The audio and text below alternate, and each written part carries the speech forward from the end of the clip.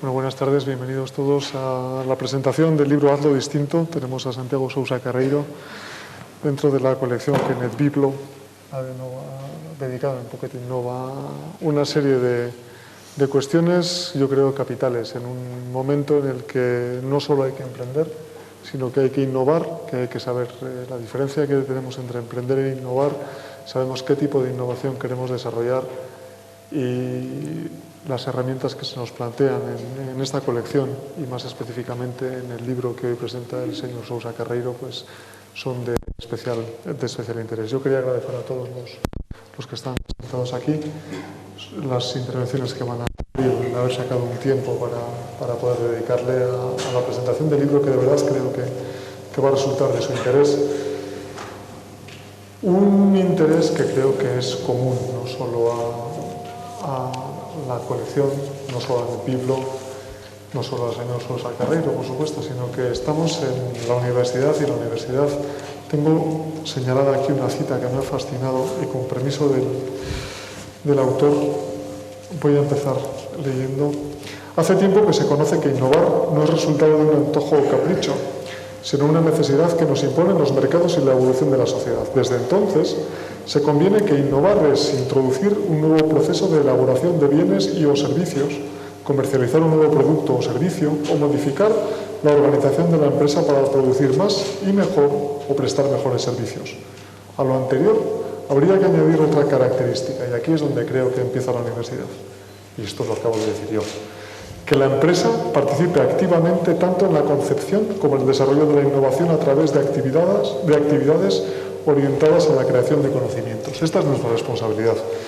A mí me alegra mucho que el señor Sousa Carreiro, que NetBiblo, que el vicerrector, que los directores de comunicación estén hoy aquí, porque verdaderamente yo intento demostrarles que hay un compromiso de la universidad como institución y de nuestra universidad, de la Universidad Europea Miguel de Cervantes, con lo que es innovar, con lo que es emprender y con lo que es la generación de conocimiento para innovar, porque esa es la base de una economía distinta, de un modelo sostenible en todos los sentidos, no solo en el sentido económico, sino también en el sentido de crecimiento personal, de crecimiento humano, para la sociedad que queremos para todos nosotros, pero sobre todo la sociedad que quieren los más jóvenes, lo que quieren nuestros estudiantes y para lo que nosotros desde luego tenemos que trabajar. Yo por mi parte poco más. A continuación van a ir tomando la palabra, no sé exactamente a quién tengo que dar la palabra, creo que al director de NetBiblo, para que hagan una presentación mucho más detallada, mucho más específica de dónde enmarcar esto en lo que es NetBiblo, en lo que es la innovación, en lo que son las tareas de los directores de comunicación de DIRCOM. Pero yo quería simplemente hacer una lectura amplia, una lectura general de lo que nosotros, las universidades, tenemos como obligación, que es generar conocimiento y poner ese conocimiento al servicio de la sociedad a través de nuestros I+D+I, esa I minúscula mayúscula, ¿no? Pero sobre todo a través de la generación de relaciones de conocimiento que aporten algo a la sociedad a la que tenemos que servir. Por mi parte nada más. Gracias. Gracias por acompañarnos, gracias por haberte desplazado y cuando quieras. Pues gracias, rector, gracias, coordinador, gracias, autoridades y, por supuesto, gracias, autor, por invitarme a su presentación. Voy a hacerlo un poco en clave de pocos minutos, muy rápido. Y no voy a entrar precisamente en lo que podría ser lo que es hablar de innovación o una estructura de colección. Voy a hacerlo más como me gustaría a mí si estuviera sentado, que hoy me hablaran. Cuando hablamos de Hazlo Distinto, o hablamos de innovación, todo parte evidentemente de un componente humano. Hoy en día el conocimiento es evidente y llevamos muchos años en presentaciones de este tipo. Yo debo de llevar, calculaba cuando venía en el coche, como unas 400 en mi experiencia, y me daba cuenta que al final el conocimiento, algo que estamos diciendo hoy en día, no lo tiene nadie y está en todos los sitios. Es un conocimiento compartido. Cuando yo un día levanto el teléfono, busco por internet, era un autor, Juan Vicente, nos juntamos en Madrid, ni siquiera en Castilla y León, ni en Galicia, nos juntamos en Madrid, él coge un aves, se planta allí, me escucha, le digo, mira, yo tengo todo este proyecto, pero yo no lo puedo hacer, tienes que hacerlo tú. Y él confía Dice, bueno, ¿y cómo lo hago yo? Si yo no puedo, el rector no me deja tiempo, las titulaciones, el espacio europeo, los alumnos, los exámenes. Dije, pues yo creo que eres la persona. Entonces, empezamos ese diálogo, ese debate entre lo que él sabe, lo poco que yo sé, lo mucho que él sabe, lo mucho que saben los autores, que saben más que él y que yo, porque al final el conocimiento es compartido, y empezamos a hacer una colección pues muy ambiciosa. Empezamos por 40 títulos. Hacemos una lista de 80 títulos, se nos van cayendo, y quedan en 40. Bueno, y lo marcamos en un proyecto. Entonces, el proyecto editorial se trataba de empezar a hablar más o menos en 2 horas de algo que todo el mundo sabe, o cree que sabe, pero que nadie a veces sabe estructurarlo. Porque yo estoy muy acostumbrado a los discursos institucionales, no el suyo, rector, que lo comparto, sé que está haciendo innovación, que quiere emprendimiento, que queremos todo que sea sostenible, sino que todo el mundo cuando hablamos de innovación dice, bueno, pero ¿esto cómo se concreta? ¿Cuántos emprendedores vamos a tener? ¿Cuántos menos parados vamos a tener? ¿Cuántos los emprendedores, escuchaba en el coche, hace falta 40.000 pymes? 40.000 pymes, esto es tremendo. O sea, lo que se está destruyendo, lo que hay que generar. Y el tema de competitividad. Hoy en día, digamos que el mundo está muy abierto, lo que podemos estar haciendo nosotros no es algo local y el conocimiento no está en la Universidad Europea, ni está en la Universidad de Valladolid, ni está en la Universidad de Santiago de Compostela, ni en la Politécnica de Barcelona. Esto lo he entendido en esta universidad, porque lo normal, y lo digo a su favor, lo normal es, no, esto va por mi servicio de publicaciones, esto es mi autor, es mi marca y no estoy muy dado a colaborar. No.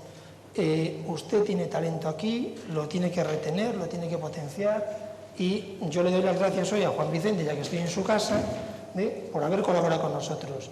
Eso sí, le dije, no pueden ser todos autores de Valladolid, tienen que ser de otros sitios, tenemos que empezar a mover esa red. Bien, no solo eso, sino que este proyecto se engloba en un proyecto mayor, dado que cuando vamos formando este cuerpo, pues vamos pensando en otra serie de actividades de formación, actividades de aula de Pocket Innova, actividades que trascienden esto y que nos damos cuenta que todo el mundo lo necesita. Y cuando levantamos un teléfono y llamamos a Washington y hablamos qué va a hacer el Banco Interamericano de Desarrollo sobre innovación, resulta que cuando cuelgo el teléfono hablamos de lo mismo. Cuando hablamos, miramos a Europa, hablan de lo mismo. Y ahora parece que todos en España hablamos de lo mismo. Quién llegó primero, quién llegó al último, es lo de menos. Yo tengo la suerte, la pequeña suerte, de hablar con empresarios que hoy estaban en G17 en Madrid, ITES, empresas grandes que se han nacido de la nada y que escucho cómo funcionan y realmente me sorprendo cómo funcionan, porque podrían funcionar como una pequeña empresa. Ustedes piensen que cuando hablan con un gran empresario solo hablan de que tiene más trabajadores, en este caso tiene 100.000, tienen 100.000 problemas, 100.000 cestas de Navidad. Bueno, no, en Francia no, que lo dan vía salario. Les pregunto, oye, ¿dais cesta de Navidad? ¿Cómo son los...? Tienen una visión mundo. Lo que quiero decir es que hoy en día el emprendimiento que se genera desde esta universidad o la innovación tiene que venir mundo. Los jóvenes que se formen en esta universidad o el empresario que nazca hoy en día no puede pensar ya solo en Castilla y León. Incluso tendrá que coger la maleta, no para irse a Alemania. Eso no es retener el talento, eso es una mala inversión para nosotros. Tiene que quedarse en España. Y eso tiene que ser un pacto entre comunidades autónomas. Y esta es la licencia, no hago política, no tengo política, pero fíjese ustedes que lo importante que es tener autores. Yo estoy hablando con un autor, que no te lo he dicho, oye, tú sabes mucho de redes sociales. Ahora las redes sociales hablan de desarrollo local, ¿cómo pueden ayudar al desarrollo local? Y cuando estoy hablando con él me dice, pero tengo un problema, me voy a la Casa Real a llevar el 2.0. Y digo, pero la Casa Real también va a hacer 2.0 ahora. O sea, que las mayores instituciones, las que parecen que menos se mueven, también están mirando qué sucede en Internet. Nosotros, esta colección, y perdonadme los dos, creo que me debéis la razón, sin Internet no se podría hacer. Creo que no. Cuando hace poco estoy en un foro de innovación con este señor, dice, estamos en Twitter y somos los número 1 de Twitter en innovación. Yo lo miro y digo, ¿qué estará diciendo? Pero luego me entero y digo, pues es verdad. Hay foros, hay canales, hay nuevos medios de difusión. Entonces, lo que quiero decir es simplemente dos mensajes. Los emprendedores, los innovadores, cualquier persona o empresa que se forme con este tipo de claves, tiene que ser viajero. Yo, si me permiten ustedes una última licencia, Luego les voy a dejar un correo electrónico, porque la semana que viene estamos con un proceso de selección para 3 personas con capacidad innovadora, con 3 puestos de trabajo, y creo que ya que estoy aquí, pues lo ofrezco, ¿vale? Para que entren en ese proceso de selección. Es para ser gestores de un centro de conocimiento, ¿vale? Donde, eso sí, en Galicia tendrán que coger el coche el seleccionado e irse a vivir a Galicia, pero uno creo que tiene que ir donde está el trabajo. Entonces, yo quiero decir que con lo último, que existen nuevas profesiones que todavía no cubren el mapa de universidades, pero sí que cubre las capacidades. Yo al rector le animo a seguir creando altas capacidades, creo que es lo importante en una universidad, no la profesión, sino las capacidades. Y, por supuesto, darle gracias a ustedes pues, por estos minutos de compartirlo con ustedes. Y le doy la palabra al coordinador. Muy bien, buenas tardes a todos. Lo más prudente por mi parte, después de hablar mi rector y mi editor, sería estar callado, pero no lo voy a hacer, y lo que voy a hacer es, en calidad, en este caso, no de vicerrector, aunque dentro de mi área cae el espíritu emprendedor y tratamos de promoverlo con bastante fuerza y algún que otro éxito en la universidad, pero sí como coordinador de la colección Pocket Innova para NetBiblo, en este caso. Gracias, Carlos, también por la oportunidad que en ese momento pues también se ha brindado, ¿no? A mí personalmente y a la universidad por estar en este proyecto, ¿no? Como decía Carlos, lanzar un proyecto editorial sobre innovación empresarial con 40 títulos, todavía me acuerdo de la servilleta que dibujamos pues hace un año escaso, y hoy ver que tenemos 14 títulos ya publicados, es decir, más de uno al mes, que hay autores de toda España, por supuesto, de Castilla y León también, y que tenemos en programación hasta cerca de 25 títulos ahora mismo, y la colección creciendo, pues es un orgullo, ¿no? Es un orgullo y es un reto que, bueno, pues estén involucrando autores de todas las comunidades autónomas, especialistas en distintos sectores, y para mí es un orgullo especial que haya gente también de aquí, gente honesta, gente trabajadora, gente emprendedora, gente cumplidora y gente que ha sabido plasmar eso en un libro que es vivencial, que ha salido de las entrañas y que relata pues, la experiencia más íntima y más profunda de un emprendedor e innovador. Y desde ese punto de vista yo estoy encantado que sea aquí en mi casa, en los 2 proyectos que a mí me han ilusionado, el de la universidad, en el que llevo ya más de 5 años, y en el de la editorial, en el que espero llevar muchos también. Y yo no me quiero alargar nada más, quiero que compartáis con nosotros pues, esa ilusión, y doy paso, pues, en este caso, a la persona que va a hacer la presentación del libro. Muchas gracias. Buenas tardes, rector, autoridades, tantos compañeros, amigos, y lógicamente, en primer lugar, mi intervención para dar la enhorabuena al editor, al coordinador, por supuesto al autor, ¿no? Y también, pero yo creo que tiene que ver con la propia esencia del libro, y comenzamos ya, por tanto, la propia presentación, a todos los que de alguna forma han participado en esa trayectoria amplia y coherente de Santiago Sousa.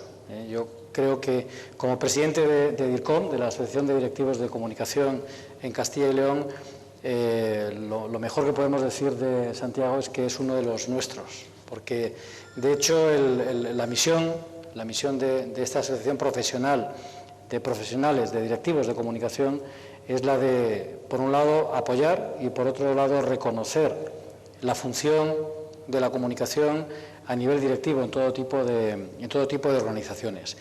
La razón de ser, la justificación y la utilidad social de esta asociación se demuestra cuando uno de los nuestros es capaz no solamente de tener una trayectoria como la de Santiago Sousa, que ahora relataré de una forma muy rápida, en lo que creo que es pertinente para esta presentación, sino que además es capaz de contarla y por tanto de comunicarla.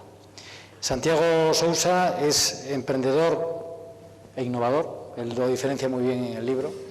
Desde hace 15 años En la actualidad es presidente y máximo ejecutivo del Grupo Conmociona y también de la Asociación de Marketing de Castilla y León. Es coordinador en Castilla y León también del programa Atenea, de alta dirección, y asesor en programas de fomento de liderazgo y reconocido experto en innovación. Pero digo, sobre todo, a efectos de la presentación de este libro, lo más relevante es decir que es una trayectoria amplia, pero sobre todo es una trayectoria coherente y yo diría que es una trayectoria comprometida. Cualquiera que haya tenido una experiencia dilatada como esta de 15 años en el ámbito de la innovación y del emprendimiento sabe que además de vivirlo, además de sufrirlo y además de disfrutarlo, contarlo supone un esfuerzo extra. Y yo entiendo que así es como también se hace innovación, ¿no? Comprometiéndonos con proyectos que no solamente son rentables para uno. Si midiéramos en términos de tiempo la inversión, la rentabilidad no es particular, no es individual,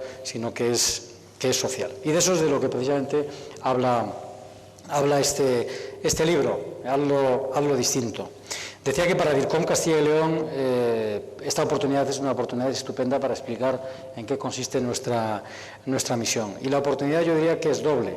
Es doble porque, en primer lugar, si uno lee el libro y mira con los ojos de la comunicación, desde el punto de vista de la función directiva, uno podría llegar a la conclusión de que, en el fondo, la innovación es un proceso básicamente de comunicación. Esto no solamente vale decirlo, yo creo que hay que demostrarlo y con el libro se hace. Yo luego haré una pequeña síntesis de qué forma Santiago demuestra, con casos prácticos, con experiencias concretas, muy bien narradas, que la innovación es sobre todo un proceso colectivo y, por tanto, un proceso de comunicación. Pero además el libro es también un instrumento de comunicación. En definitiva, diríamos que un proceso de comunicación eficaz empieza porque tiene una intencionalidad, ¿no? Este libro tiene una intencionalidad y, sin duda, esa intencionalidad es la de movilizar, es la de modificar la conducta de tantos emprendedores que muchas veces, como dice Santiago Sousa, se quedan en meros emprendedores resignados, con un sueño que no se cumple. Lo que plantea este libro, en definitiva, es en qué tenemos que pensar, cómo debemos trabajar para conseguir que un soñador se convierta en un innovador. Bueno, el libro va de esto. Yo invito a todos a que lo lean. El libro, aparte, te obliga a ir, tiene una estructura narrativa muy bien pensada. Felicito a los editores porque se puede leer en distintos niveles, ¿no? Y cuando uno lee el primer nivel de destacados, con una estructura muy buena, pues uno luego necesita hacer un segundo repaso en el que ya se centra en casos concretos y en historias, ya digo, muy bien resueltas desde el punto de vista narrativo. Por tanto, estamos hablando de comunicación, estamos hablando de innovación y estamos hablando de una trayectoria tan amplia que yo personalmente voy a intentar resistirme a interpretar.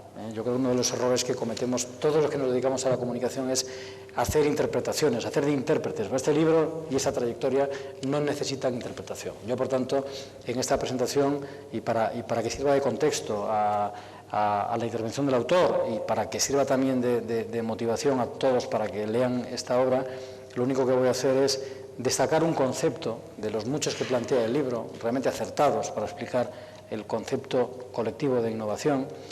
Un concepto que entiendo que, de todos, yo creo que es el que más fácilmente permite diferenciar entre emprendedores e innovadores, entre soñadores e innovadores. Y sobre todo permite demostrar que la innovación es un proceso colectivo. Tiene que ver con la creatividad de las organizaciones, con la creatividad de los grupos humanos. Ese concepto es el de prototipo.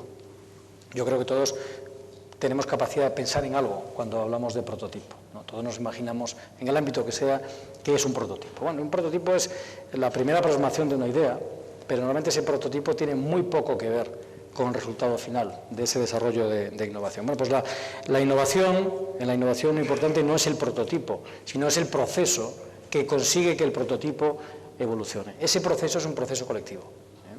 Leyendo algo distinto, yo he disfrutado recordando un concepto que aprendí hace muchos años de otros expertos en el ámbito social en Chile, que viene a decir que la innovación es la capacidad de la inteligencia para resolver problemas aplicando respuestas sociales. Respuestas sociales quiere decir respuestas colectivas.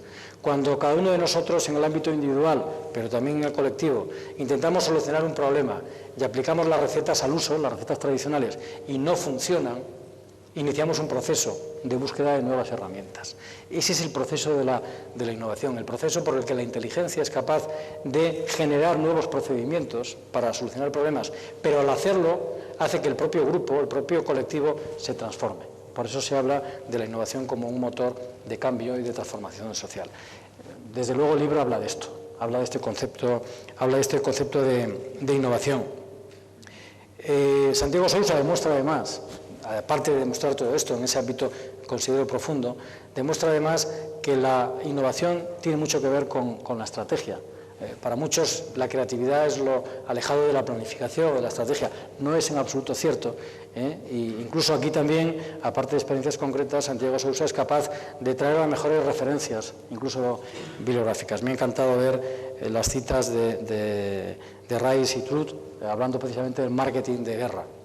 Se demuestra claramente que la creatividad tiene mucho que ver con la estrategia y con la planificación. Pero en definitiva lo que viene a decir, y con eso concluyo, algo distinto es que el innovador, el líder innovador, es aquel que es capaz de impulsar procesos de comunicación abierta y es capaz de gestionar equipos. En esto consiste, en el siglo XXI, en la sociedad del conocimiento, precisamente la innovación. Y para hacerlo, en ese proceso de comunicación abierta, sin duda tiene que apostar por la implicación, por la motivación, pero también, en segundo lugar, por la cooperación, por la colaboración. Y no olvidemos, en el libro esta tercera parte no está tan clara, pero se lee entre líneas, después de la implicación y después de la colaboración, el compromiso social. De esto es de lo que habla Hazlo Distinto, y yo por todo ello felicito a todos los que también estáis aquí buscando la innovación, porque en definitiva cuando uno se pregunta cómo encontrar la innovación, pues uno tiene que reconocer que en definitiva la clave primero está en buscarla. Y yo creo que todos los que estamos aquí, y esto es muy bueno para Valladolid, muy bueno para Castilla y León, es muy bueno para nuestro país y para nuestra sociedad, si hay mucha gente buscando la innovación aparece, sobre todo cuando luego se aplican metodologías como la que cuenta este libro. Muchas gracias y enhorabuena. Gracias. Muy bien, muchas gracias. Os voy a invitar a que bajéis del escenario, porque me voy a hacer acompañar luego por otras personas, no me gusta intervenir solo. Gracias, Ángel. Muchas gracias, Juanvi. Gracias, rector Martín. Gracias, Carlos. ¿Qué tal? ¿Cómo estás? ¿Qué tal? Evidentemente hoy es un momento muy especial. Es la primera vez que presento mi primer libro. No habrá otra vez y no habrá otro primer libro.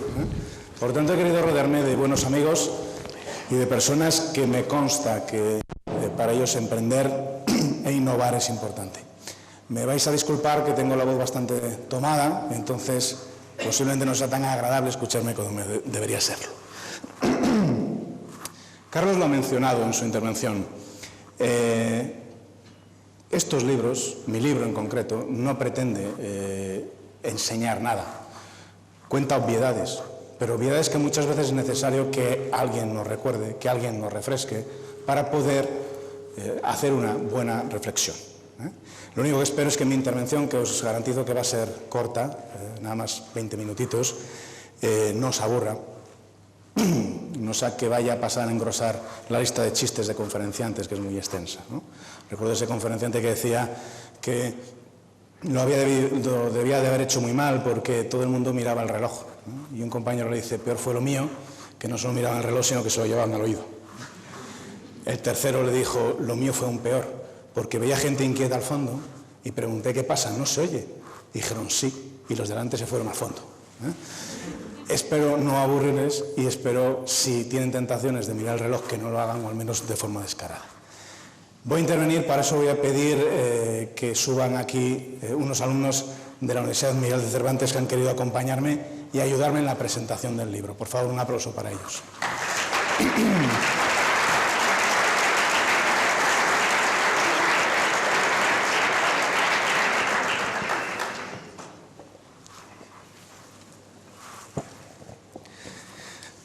He de empezar, por supuesto, con un apartado de agradecimientos, porque hay muchas personas que han contribuido, que han ayudado a que este libro exista y exista como es. En primer lugar, quiero dar gracias a todos vosotros, que hoy me acompañáis, especialmente a aquellas personas que habéis venido de Madrid, de Pamplona o de Coruña, con el especial esfuerzo que ello supone. Quiero dar las gracias a mi esposa Rebeca, porque siempre está ahí, para lo que haga falta, y a quien nada se le pone por delante. Muchas gracias también a mi otra pequeña isla de la felicidad, a mi hijo Juan, que ha contribuido en este libro inspirando muchos de los pasajes.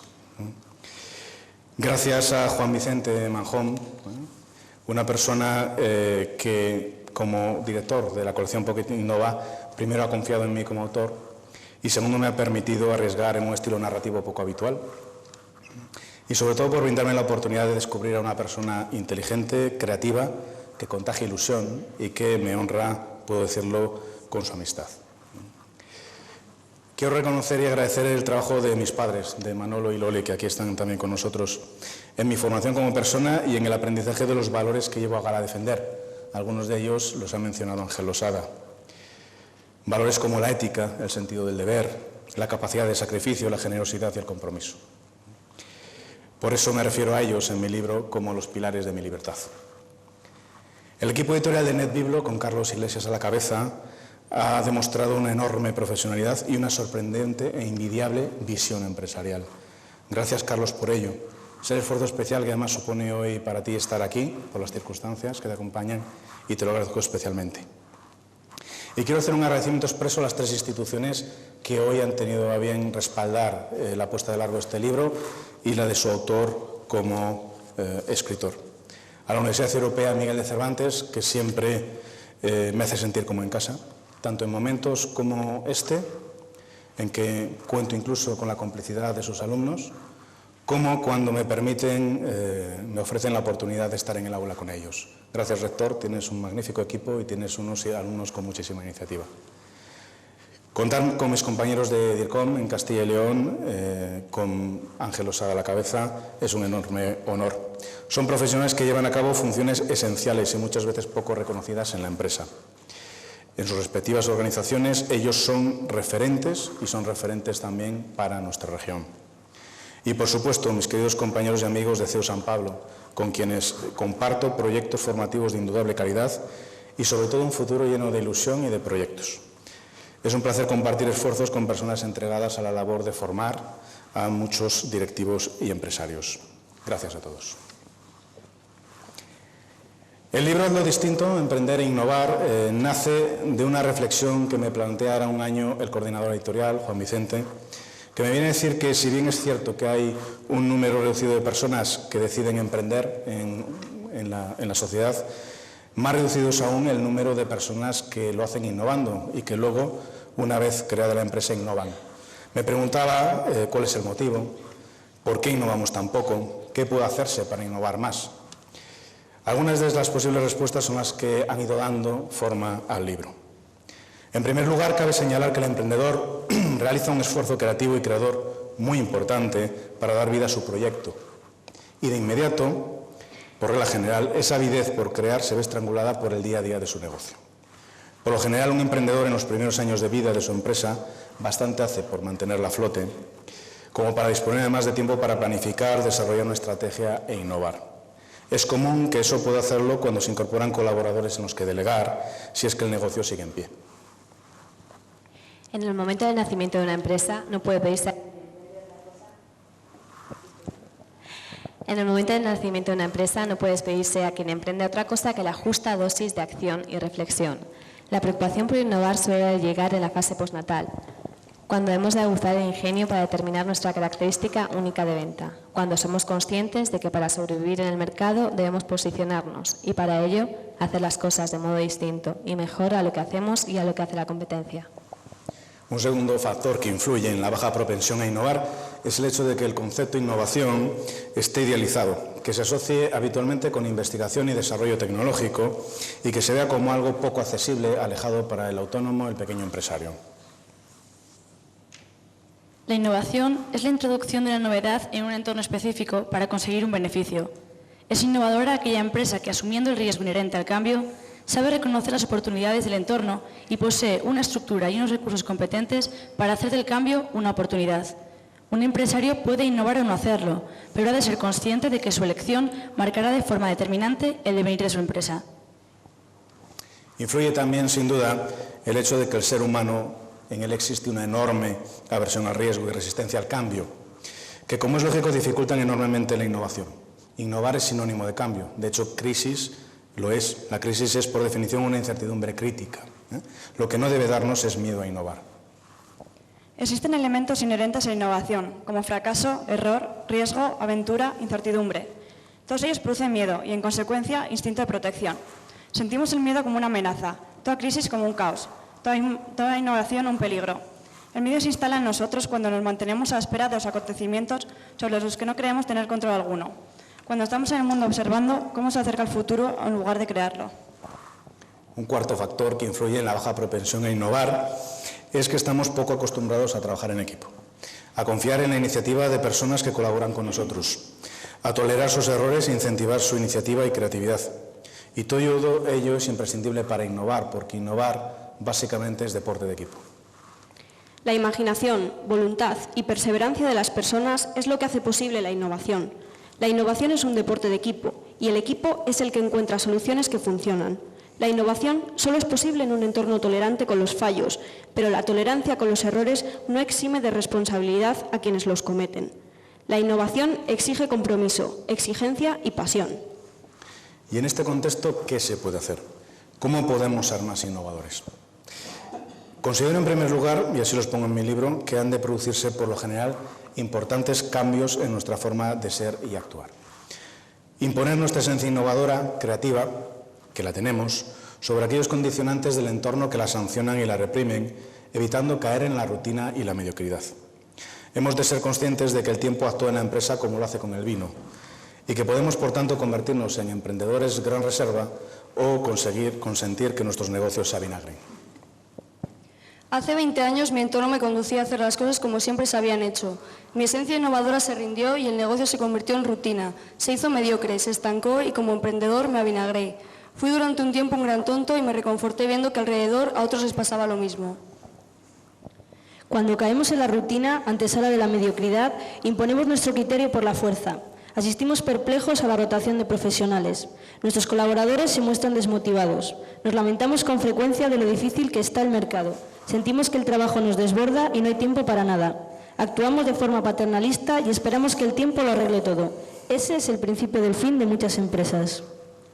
La película Infiltrados, de Martin Scorsese, comienza con una reflexión de Jack Nicholson, uno de sus protagonistas, en que dice: no quiero verme condicionado por mi entorno, quiero que mi entorno se vea condicionado por mí.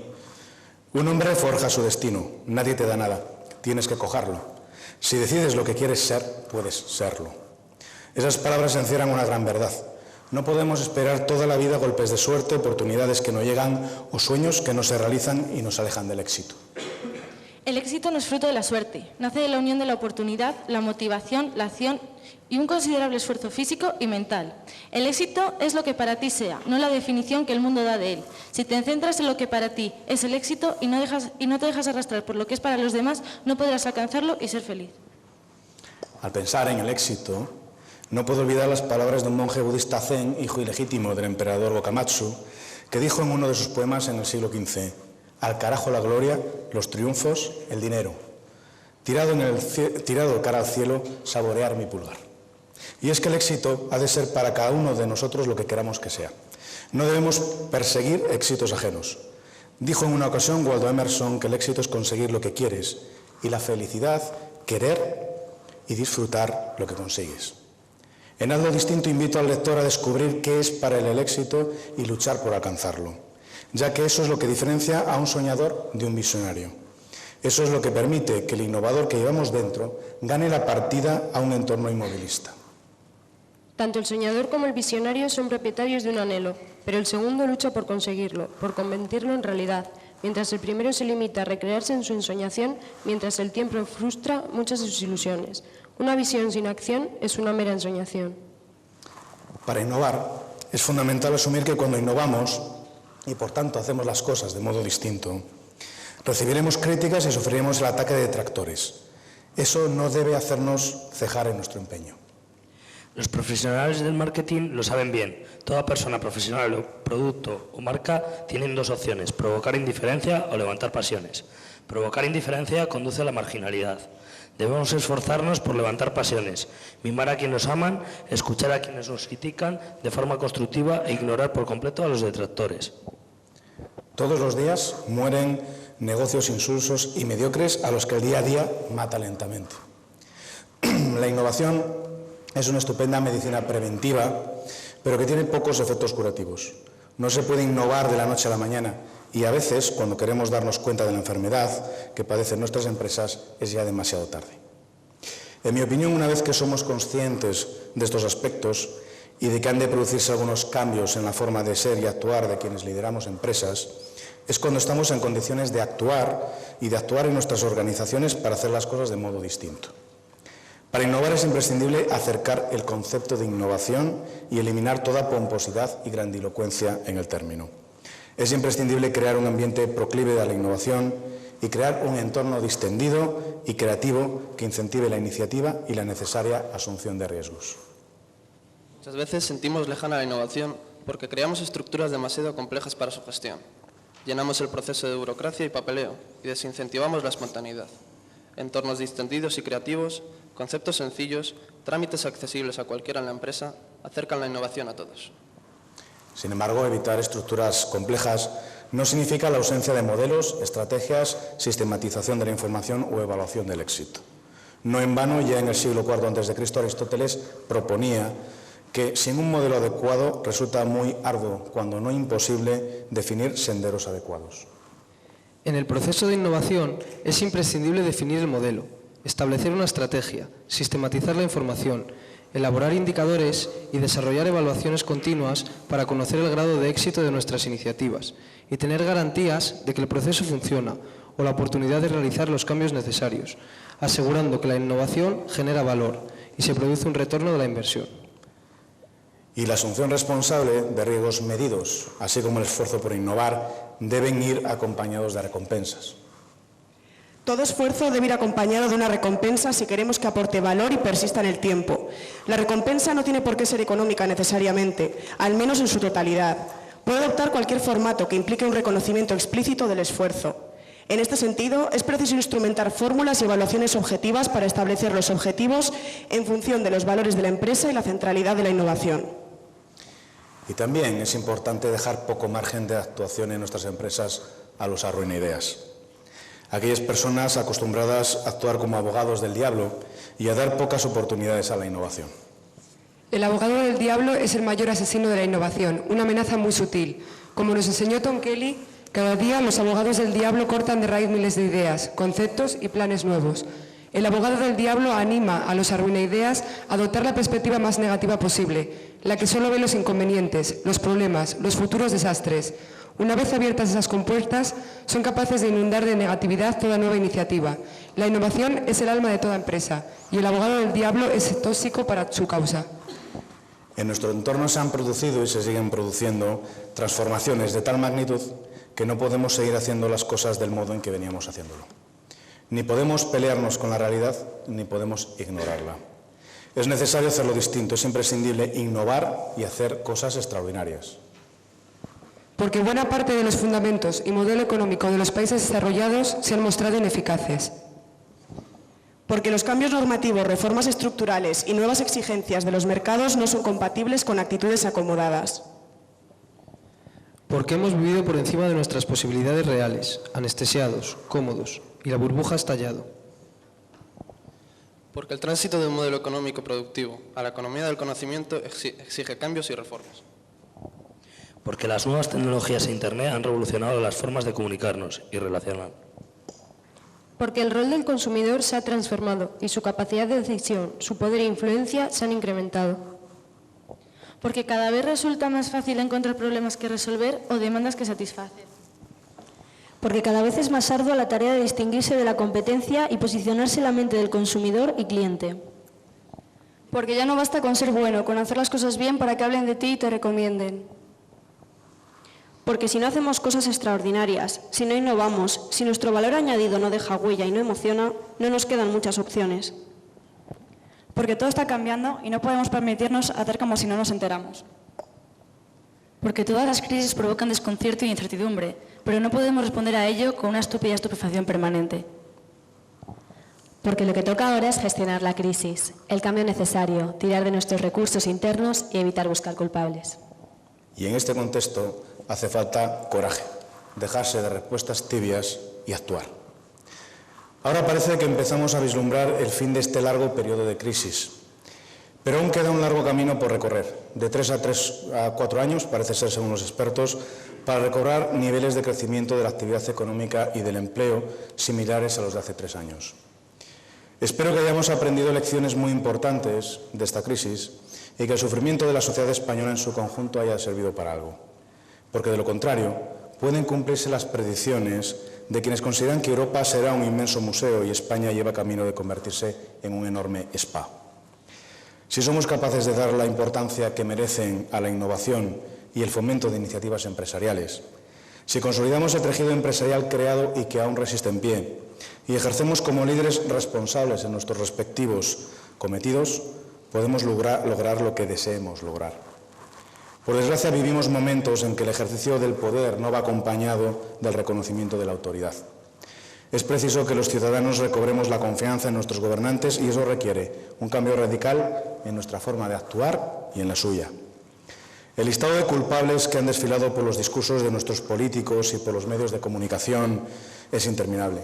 De la crisis han sido culpables los constructores, los banqueros, los liberados sindicales, los prejubilados, los empresarios y directivos sin escrúpulos, los funcionarios, etcétera, etcétera, etcétera. En casi todos los discursos un elemento común, responsabilizar en concreto a ese colectivo de parte de los errores y problemas asociados a la situación de crisis.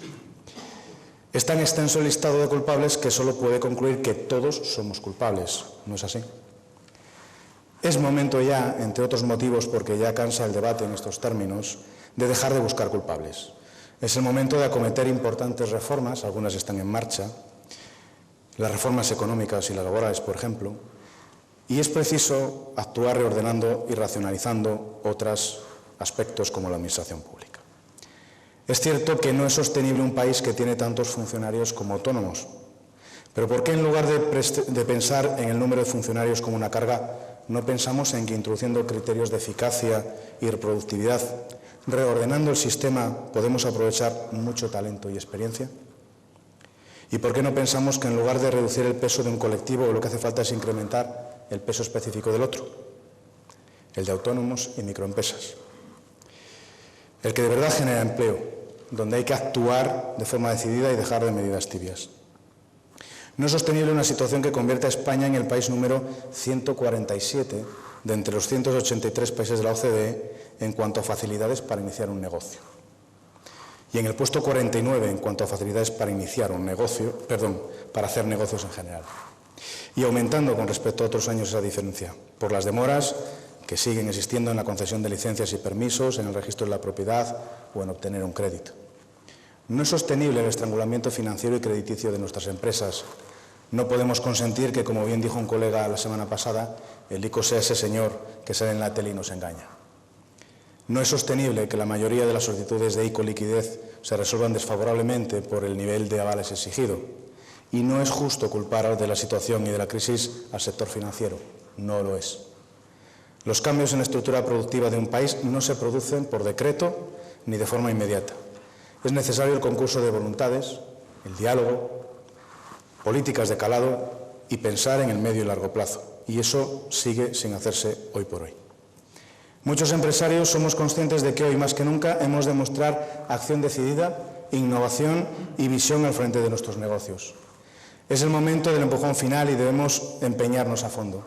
Pero estamos sin combustible y casi sin fuerzas. Esto dura demasiado y es imprescindible generar confianza en el ciudadano. Pese a las circunstancias, pese a los problemas, pese a quien pese, tampoco nosotros tenemos la culpa de la crisis. A los ciudadanos trabajadores no podemos pedirles muchos más esfuerzos, pero sí es hora de infundir en ellos confianza. Es imprescindible una mayor alegría en el consumo por parte de quienes pueden permitírselo. No olvidemos que en España sí que hay dinero. Se ha desplomado el consumo y la demanda, pero el poder adquisitivo se mantiene. Lo que ocurre es que el dinero está en los bolsillos, custodiado por doña Desconfianza y don Miedo. También es momento de demostrar iniciativa y espíritu emprendedor, sea cual sea nuestro desempeño laboral, porque no solo se emprende cuando se crean empresas. Gobernantes, empleadores y empleados somos quienes podemos y debemos actuar con realismo, con coraje, con humildad, por nosotros mismos y por el futuro de aquellos que no pueden hacerlo. Nos hemos equivocado, nos seguimos equivocando. Dejemos de buscar culpables, dejemos de consentir que nos embargue el pesimismo, el miedo, la resignación, la desconfianza.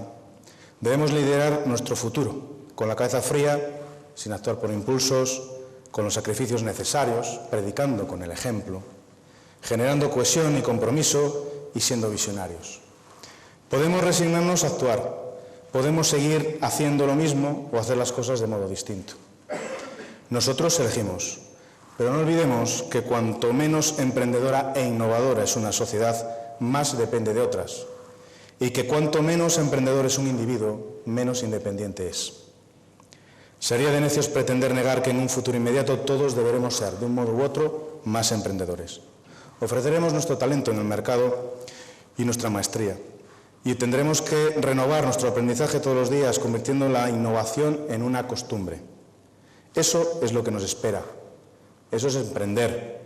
Es nuestro futuro. Seamos emprendedores e innovadores. Hagámoslo distinto y mejor. Gracias.